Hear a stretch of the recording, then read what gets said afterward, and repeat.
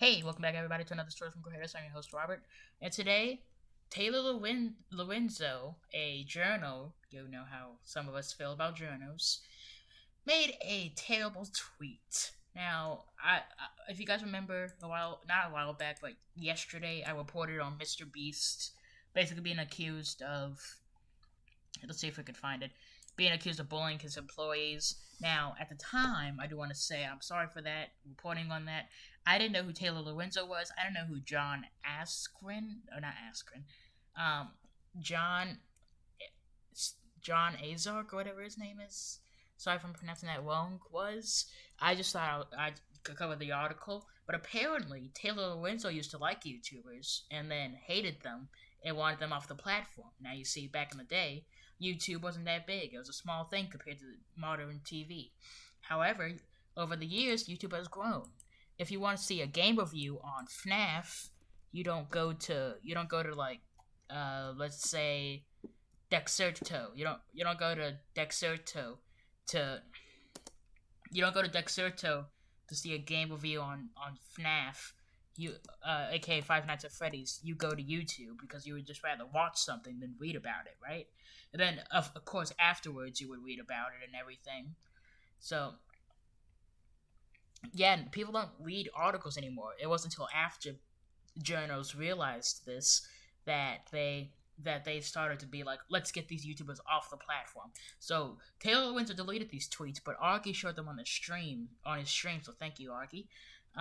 So Phil DeFranco made this video called MrBeast Exposed, and basically it was Taylor Lorenzo and John, again I don't know what his name is, but he's a Taylor person apparently, reported that MrBeast was a bullier. He bullies people and stuff, which that could easily just be people that just want clout or something, like, and people to sympathize with them, like, oh my god, I'm so sorry, MrBeast bullied you, yada yada yada. Now, back in the day when MrBeast 6 years ago, MrBeast made some stuff that wasn't too good to say, but again, he was young. We all make mistakes when we're young, so Now, apparently, John, if you guys know the Asean documentary, Asean, how you spell Asean? Asean in real life. It's on Discovery Plus. I watched it. There were stories in there, and so like this lady's story, right? Her story. She didn't want her story told, but John Azark or whatever told her story anyways. So it was like last minute. But anyways, let's get into the tweet. So Taylor Lorenzo, blue checkmark, tweeted, at Philly D, this video is frustrating and wrong. Turner is not the main person speaking out, as the story says. This report was based on interviews with 11 former employees and business associates with MrBeast, which you failed to mention. And Phil DeFranco, dude. Phil DeFranco hitting back with facts. Oh, I'm sorry. I don't know why that happened. Alright, here. Sorry for the low quality, by the way. Phil made a tweet saying, Taylor, just be honest. You made a finally viled hit piece on MrBeast, so you could still get the outrage clicks while still making it like that wasn't the whole point of your article, so YouTubers would still trust talking with you. And Taylor responded with, this is a gross misrepresentation to see from a big creator who purports to support journalism. 11 former workers of MrBeast spoke out on my piece. Phil calling those workers liars says it all. Big creators like Phil don't want accountability in the industry. You have to ask why. And how big is Phil DeFranco, actually? I would be interested in knowing how big Philip DeFranco is. So I'm subbed to him for the YouTube news, not the politics, because sometimes he does politics. Phil DeFranco's channel with 6 million subs. So that means anyone above 6 million, let's say a million subs, actually. Anyone above a million subs, Taylor Lorenzo doesn't want those people on YouTube. So basically, so no PewDiePie, no MrBeast.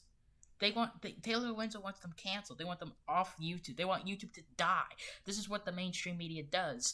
And I hate to get political, but I am not old enough to vote, so I do not care about the election or anything. I don't care about this. However, I do agree with a bunch of people when they say mainstream media presents unbiased articles, like Taylor Lorenzo's article.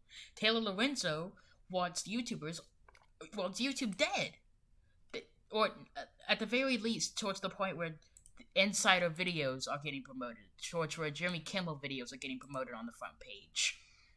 They don't like us YouTubers because we're getting all these brand deals. We're getting all the views and stuff. I wouldn't say a lot of money, but for some of us, we don't get a lot of money. But they don't like us YouTubers, so they want us out. They don't like YouTubers rising. And then Taylor Lorzenz continued and said, "Read my story and judge for yourself. It's fair, comprehensive profile of MrBeast and takes the good with the bad. I spoke to nearly 30 people for this piece, including 11 former employees and business associates of MrBeast, and fact-checked their claims." Did you, though? And then, so yeah, here's another screenshot with DeFranco, Wong, yada yada. So I put these in my bookmarks, some of these in my bookmarks. So another journal from Insider, Rachel Greenspan, made this tweet saying individual reporters at New York Times do not need to worry about clicks. You know who does? YouTubers. Interesting, huh? Now, New York Times is known for taking shots at PewDiePie and failing miserably. And the Quarterly made a tweet. I think it's around here somewhere. Let's see. The Quarter. Oh, I thought I bookmarked it. I'm gonna have to go to my likes. All right, here it's somewhere in my likes. Then I thought I had bookmarked it. The Quarterly had made a tweet. Maybe we'll just go to his Quarterling's Twitter or something. I don't know. Franco, yada yada. Journals, individuals. Okay, where did the Quarterling delete it? I thought I bookmarked it. Or I think it was. No, it was. I know who it was. Nick Diorio was the one who tweeted it. It wasn't Tommy C. Oh, Nick Diorio deletes tweets now. Dang it. Alright, the Quarterling never hides his tweets. He never censors himself like that. All his claims are always up there. Oh, here it is. There it is. We'll go to media. So he responded to Greenspan by saying, New York Times shares drop as digital subscription sales slow. And then this was from 6 hours ago by Forbes. 6 hours ago, dude. Ooh, how does that feel, journos? And let me be clear, I'm not taking shots at all journos. I'm sure there are some factual journals out there. I mean, this is not shots at all journals, like Dexerto journalist. Some Dexerto, other than the MrBeast article, although the MrBeast article is pretty biased, I will say that. But I really like the Dexerto people that write the articles here. They present unbiased news on what's going on in the drama world and a bunch of other stuff. Like, I really like Dexerto. I really like the journalists there, because without them, I wouldn't be reporting on a bunch of topics. I wouldn't know about a bunch of topics, actually. So, yeah, what are my thoughts on this? We see a lot, more often than not, mainstream media wanting YouTube off the platform. They think YouTubers are unstable. The COPPA bill was made to appease the people in Hollywood. And it's been proven before. The COPPA bill was made so YouTubers would be kicked off the platform towards where, Jimmy Fallon would be on the platform, basically, on the front page, everywhere. We already see that in trending. So, think of this. The COPPA bill originally, before J-House Vlogs fought this, he's a lawyer. The COPPA bill was originally supposed to get rid of all content made for kids that was Marvel content, because a lot of kids watched Marvel. That was Star Wars content, because at the time a lot of kids watched Star Wars. However, there were adult games for Star Wars at the time. Simpsons content, just any content at all. It was supposed to affect gaming, vlogs, beauty, just every topic on YouTube. So if you set your video as made for kids, that's basically demonetizing the video. It kills the video. The video does not show up in subscription feeds. The video does poorly. The comments are turned off.